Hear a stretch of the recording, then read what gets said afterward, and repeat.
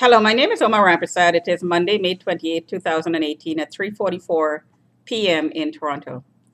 So I posted some tweets today, and these tweets were with respect to the harassment I'm getting outside my window by the contractors. So just a summarization of those tweets. So it would seem that I've been flagged again, yet again, by some neighbors, one of which I suspect is a Muslim woman. And based on what I do and say inside of my home, because let me reiterate, I have absolutely nothing to do with residents in the building. I have no relationships with anyone. So if they call the cops and say they're observing things, it's just is because they're spying on me and harassing me. So I have absolutely no relationship with anyone. So nobody's in a position in this building to say that I'm depressed. I'm not eating properly. I'm not doing things inside of my home. They're not in a position to do that. Unless, of course, there's a camera inside of in my home and people are looking inside of my home, which I'm suspecting is what is going on.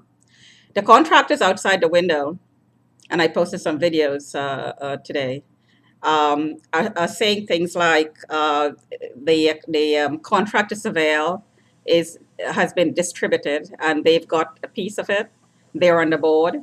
There are two sets of contractors on site right now, and both parties are saying the same thing outside my window. They're part of the team, so they're in a position to report on me. So having said that, what has gone on in the past is that the people who are reporting on me go sign affidavits with the police saying I'm following them, I'm stalking, and all this sort of thing, which of course is not true, and cover themselves before they start monitoring. Because what they're actually going to do in the process of monitoring me is follow me around. So to cover their following me around and spying on me and harassing me and inciting my anger and doing all the criminal activities necessary to get this fake file about me. They have to cover themselves first with the cops. So they go to the cops and say piggyback on other reports saying I'm doing the same thing to them as was reported before, which is based on lies. The first report is based on lies. A good example is when one Muslim man, while I'm working in his office, is reported um, that he predicated I was a prostitute. So that was piggybacked on, and it's underreported. So that was piggybacked on. So that was based on a lie. That was the initial lie being told, and then it's piggybacked on. So this is what the contractors I'm suspecting has done. So there is a few cops in the division who's taking these reports and flagging me as a result, knowing full well that these are lies. Because if you investigate certain things and you don't come up with conclusive evidence of guilt, then obviously they're lies. Especially if I'm not interviewed in the process of that investigation, my voice is being suppressed. The one time I was questioned about it, the cops left empty-handed, basically, because they couldn't do anything because I had the truth for every question that they asked. But having done that once, they wouldn't do it again because they wouldn't be able to get this file going. Just the dirty cops I'm talking about. They wouldn't get this file going if they questioned me directly. So they put a middle person. The family came in, and I'm suspecting that the sister-in-law is the person who's doing this, and had me declared mentally incapacitated based on a bunch of lies. So the doctor who's involved in this has actually taken part in criminal activity. That the sister-in-law has taken part in criminal activity. And I also believe that as a result of this, somebody took fraudulently power of attorney over me, my power of attorney, and signed documents transferring my property into a trust. This is fraud. And passing it through the trust, closing the trust, and bestowing it to somebody in the family, son and daughter. This is the brother doing this. The brother has passed away, so I could talk about this openly. The reason I didn't talk about this openly before is this openly is because I think that the brother was doing this because he was infiltrated and was being influenced by other people to do it based on lies.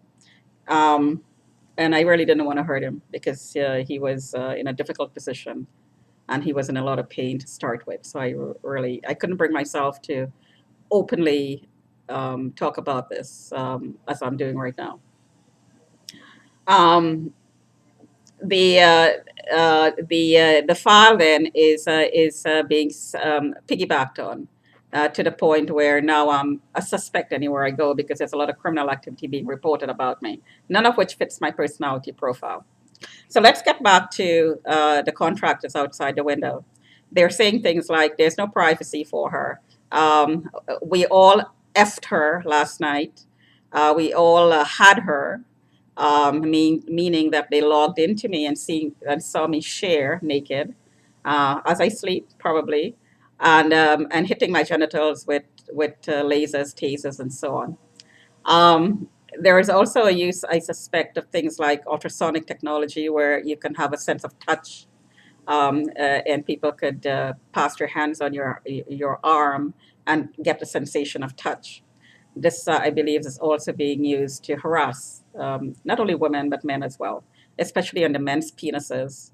Lasers on the men's penis is a great way to harass a man, especially if the perpetrators and the pedophiles, boys as well, are harassed this way. Pedophiles, if they're bisexuals, then they will harass men this way. And, men's genitalia is external, so it's very, very easy to harass them, painfully so.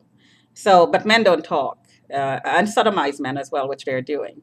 But men don't talk. So it makes it easier to victimize them.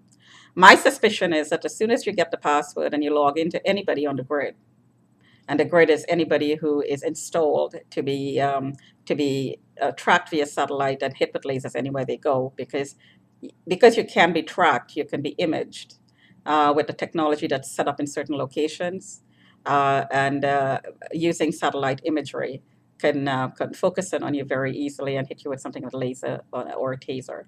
So traffickers will use this technology because trafficking is a global industry. It crosses all the borders, and it's very easily done if it's remote with the internet connections. So recruits are throughout the world, and people are sold remotely.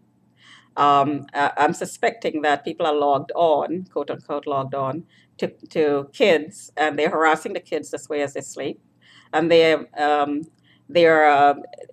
through manipulation, thought manipulation, and also through manipulation of their physical body, which could easily be done as well. You can actually move limbs remotely. Yes, it could be done. Just do your research. They can do this and physically assault a child and broadcast it through the net for pedophiles, rapists to enjoy.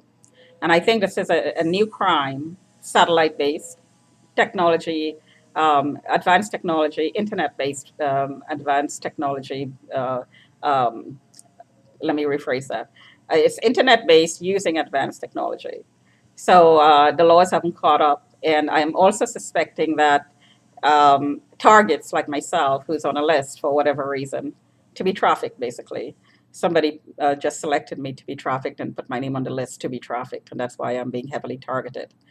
And now, because I realize what's going on and I'm talking about it, I'm even more targeted. So this is a new crime. This is a new crime that has to be investigated, and it's very easily done because a password, a link. That's it. There's a computer, a password, and a link, and X number of people logged on. That's all that's needed. As to why it's not being done, the investigation, well, the only reason I could think of is that there are cops in the system globally who are also gerbling, who are part of the trafficking, who is getting a huge amount of money, is getting the opportunity to rape kids, pedophiles in the police force, in Canada, the RCMP, and there are a lot of pedophiles in these organizations because pedophiles tend to put themselves in positions of power where they can get access to information about kids and could use and abuse their power to take advantage of vulnerable people, women, children, and also, believe it or not, men who think that they've got power and prestige and money. This technology has no respect for those boundaries because it's very easily done. It's so easily done. All you need to, all it needs to happen is that you need to be installed, which means that you could be actually followed around, stalked and tracked via satellite and hit with remote technology. It's that simple, really. It's that simple. This is the elephant in the room. Nobody's talking about it because a lot of people are making money and people are scared to talk because, oh my God, they're going to get targeted. Well, I have news for you. You're targeted, especially the men whose penises are outside your bodies. You're targeted. You're being hit with lasers. Being hit with tasers. You're being sold. You're being trafficked. So there's no point in saying, well, I'm scared because I might be targeted and somebody's going to come after you. Well, you are already targeted because there are so many gangs, local gangs, international gangs who are making huge amounts of money doing this. That I'm suspecting that the city is divided by gangs. Like gangs operate in certain parts of the city, and innocent people who are sitting in their living rooms and sleeping at night in their bedrooms are being targeted this way and are scared to talk. And some of them don't, of course, realize what's going on if it's subtle enough. But for people who realize what's going on, they are afraid to talk because one hit of a laser in your chest and they can kill you. Well, they could do that anyways, whether you talk or you don't talk. So what are we afraid of talking? You're going to be targeted no matter what because it's getting to the point where the human body is a commodity. It could be sold, it could be bought, it could be traded, it could be experimented on without your knowledge, without your knowledge. It also could be done in a way that and then you'll be harassed into keeping quiet. Well, there's no point in keeping quiet because eventually you are going to die of the experimentation. You are going to die of being targeted, of being a target. So it makes no difference whether you talk or not. So speak up. This is something that is happening to everybody by now. It's so prevalent, and the industry of trafficking is growing daily. You need to speak up. We need to speak up. It has absolutely nothing to do with people being a prostitute because you're accessed remotely. It doesn't make you a prostitute. It doesn't make you a lesser human being. It doesn't degrade you. Nobody could degrade you other than yourself. So speak up, men especially. Speak up. My brother was a target this way. He wouldn't talk, just wouldn't talk because he was afraid to lose social standing. Well, everybody knew what was going on, whether he liked it or not, whether he admitted or not. He was a target, and everybody knew that he was targeted. So he was bamboozled, basically. I refuse to be bamboozled. I also refuse to be dehumanized and degraded because nobody has the power to do that. I will, however, expose what's going on. And right now, what I'm talking, I am being gerbiled. There is a vibrating sensation between the legs. One of the contractors are actually doing this because the contractors is on the team.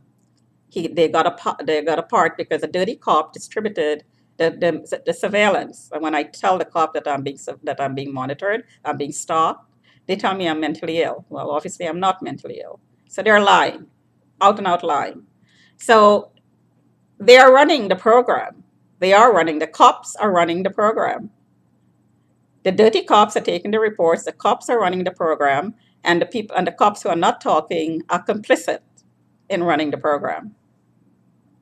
So who does the Toronto Police report to? Well, it is a government agency after all.